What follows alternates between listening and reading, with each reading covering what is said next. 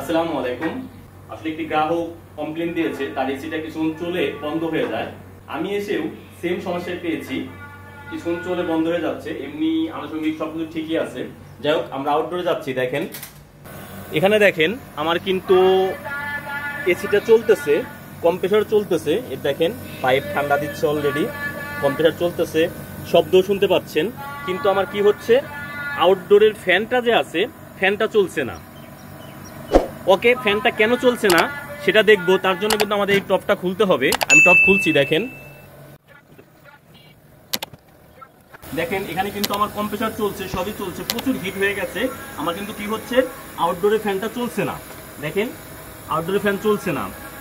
এটা না চলার কারণ কি, তার জন্য কি হচ্ছে, আমার এটা ওভার হিট হয়ে হাই প্রেশার দিয়ে কিন্তু অটো কাট করে দিচ্ছে, মানে বন্ধ হয়ে যাচ্ছে। দেখেন আমার সবই হচ্ছে। তার জন্য আমার কি হচ্ছে, এখন প্রবলেমটা কি, আমার আউটডোরে ফ্যানটা চলছে না।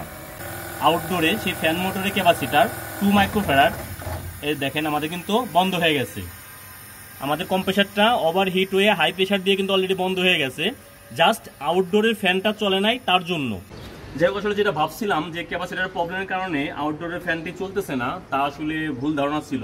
পরে মেপে দেখলাম, মিটার দিয়ে মেপে দেখলাম আসলে মোটরটি জ্বলে গেছে। তার মানে আমার ক্যাপাসিটারটি ভালো আছে, কিন্তু মোটরটি জ্বলে গেছে। তার জন্য আমার কী করতে হবে, এখন আউটডোর ফ্যান মোটরটি চেঞ্জ করতে হবে। চেঞ্জ করার জন্য আমি আউটডোর মোটরটি খুলে নিচ্ছি। দেখেন মোটরটি বাইর করার জন্য আমি আউটডোরের যে খাঁচাটি আছে সেটা খুলে নিচ্ছি। আমি মোটরটি খোলার জন্য মোটরের যে পাখাটি আছে সেটা খুলে নিচ্ছি আগে।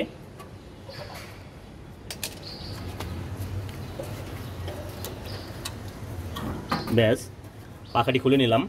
এখন আমি মোটরটির যে 4-5টা স্ক্রু আছে খুলে মোটরটিকে আলাদা করে নিব।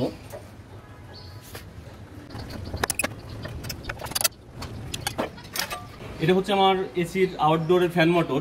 এটি পুরে প্রবলেম হওয়ার কারণেই আমার কম্প্রেসার কিছুক্ষণ চলে চলে হাই প্রেশার দিয়ে অফ হয়ে যাচ্ছে। গ্রাহকের কমপ্লেনটাই সঠিক ছিল। এটা আমরা স্যাম্পল নিয়ে সেম একটা মোটর ক্রয় করে এনে চেঞ্জ করব। যেহেতু আমার এসির আউটডোরের মোটরটি প্রবলেম হয়ে গেছে, তাই ওটা চেঞ্জ করে নতুন একটা মোটর আনা হয়েছে। এটা আমি লাগিয়ে নিচ্ছি। দেখেন যেভাবে ছিল সেম এই ক্যাচিংয়ের ভিতরে লাগিয়ে নিচ্ছি।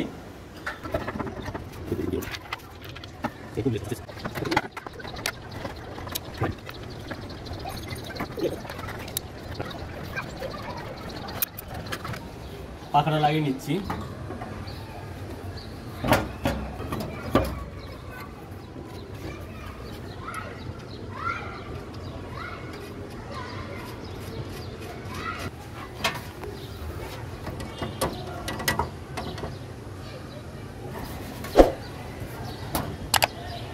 সব ঠিক আছে। আমরা কানেকশন করব। আমরা সরাসরি যে আর্থিন আছে, এই আর্থিন যে কালারটা সবুজ কালার, এটা আমরা সরাসরি বডিতে লাগিয়ে দিব। বডির যে কোনো একটা অংশে লাগিয়ে দিচ্ছি।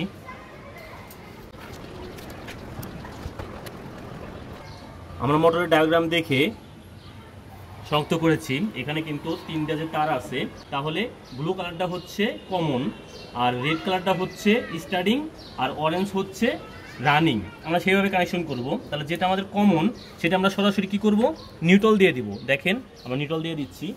আমাদের যে নিউট্রাল আছে, এই যে এখানে 2 নাম্বার আছে নিউট্রাল, আমরা এখানে সরাসরি নিউট্রাল দিয়ে দিচ্ছি। ওকে, কমনের সাথে আমরা সরাসরি নিউট্রাল দিয়ে দিয়েছি। আর আমাদের এটা হচ্ছে রানিং, এটা হচ্ছে স্টার্টিং। তাহলে আমরা রানিং আর স্টার্টিংয়ে দুটি তার ক্যাপাসিটর দুটি টার্মিনালে সংযোগ করে দিব। দেখেন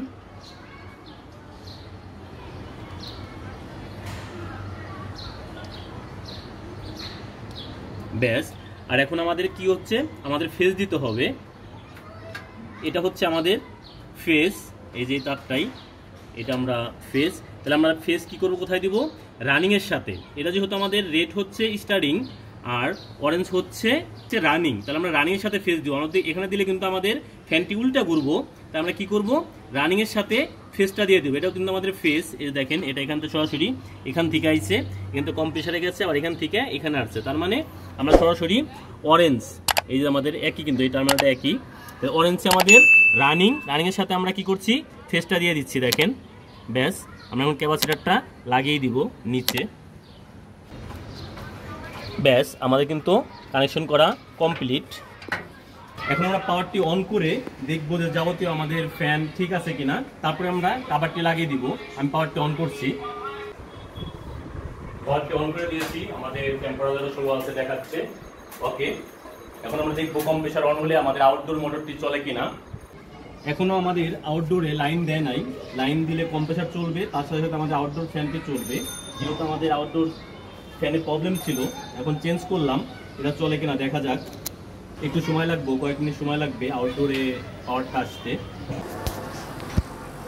দেখেন আমাদের কিন্তু কম্প্রেসার অন হয়েছে, আউটডোর পাওয়ার আছে, আমাদের ফ্যানটি কিন্তু চলছে। যেটা আমাদের প্রবলেম ছিল আউটডোর ফ্যানটি চলতো না, সেটা কিন্তু আমাদের সমাধান হয়েছে। তার মানে আমাদের এসিটি এখন প্রপারলি ঠান্ডা দিবে। এখন আমরা কাভারটি লাগিয়ে দিব।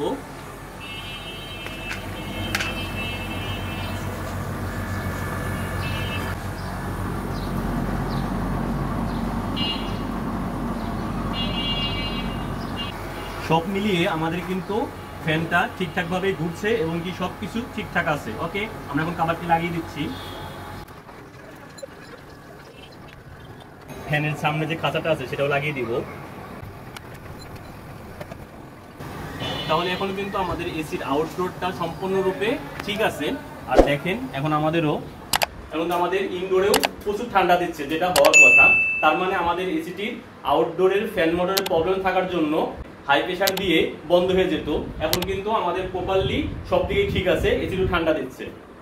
ধন্যবাদ।